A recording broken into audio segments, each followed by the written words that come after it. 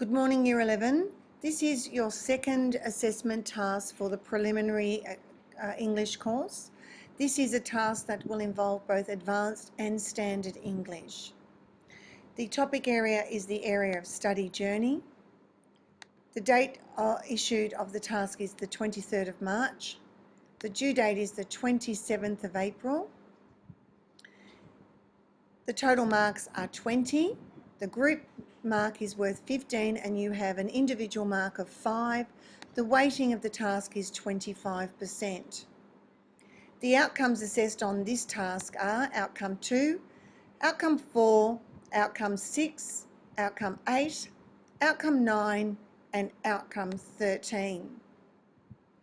What's more important is the rubric and how you'll be assessed. So you'll be assessed on your understanding of the journey in regards to your prescribed text and related text and how they relate to the stimulus. So that is the kite runner and one other text of your own choosing that relates to the journey. How techniques shape meaning. Gentlemen, it is most important that you make a great attempt to integrate techniques into your task.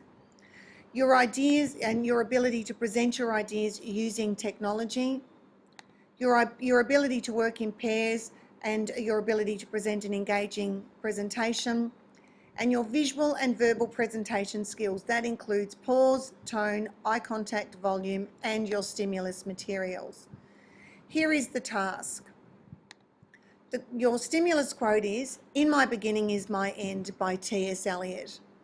So using the above stimulus as a central idea for your presentation, you are to, in pairs, present what you have learned about the area of study journey in a 10 to 12 minute electronic presentation.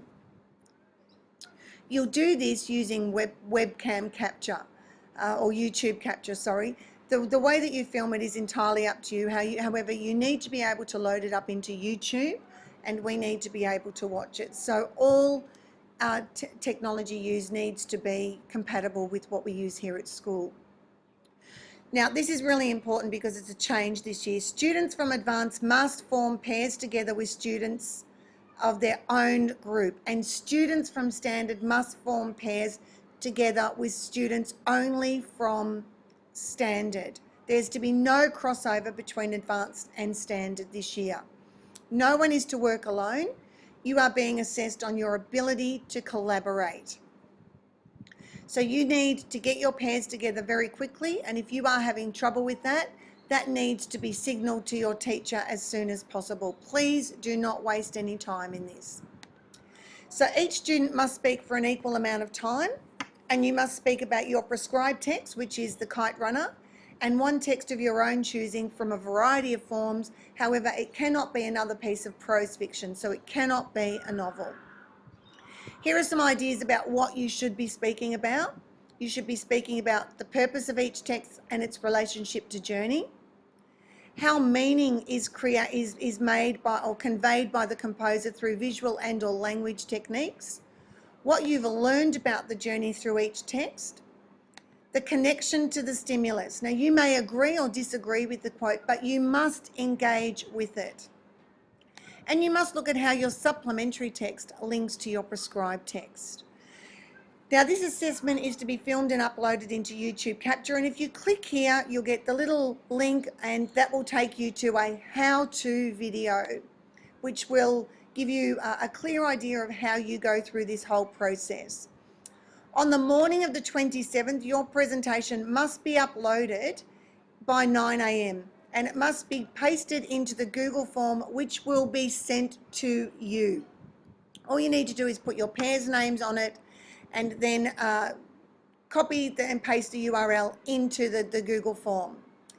Now, I just want to be really clear about this, gentlemen. If you have any problems forming pairs, then you must speak to your teacher as soon as possible.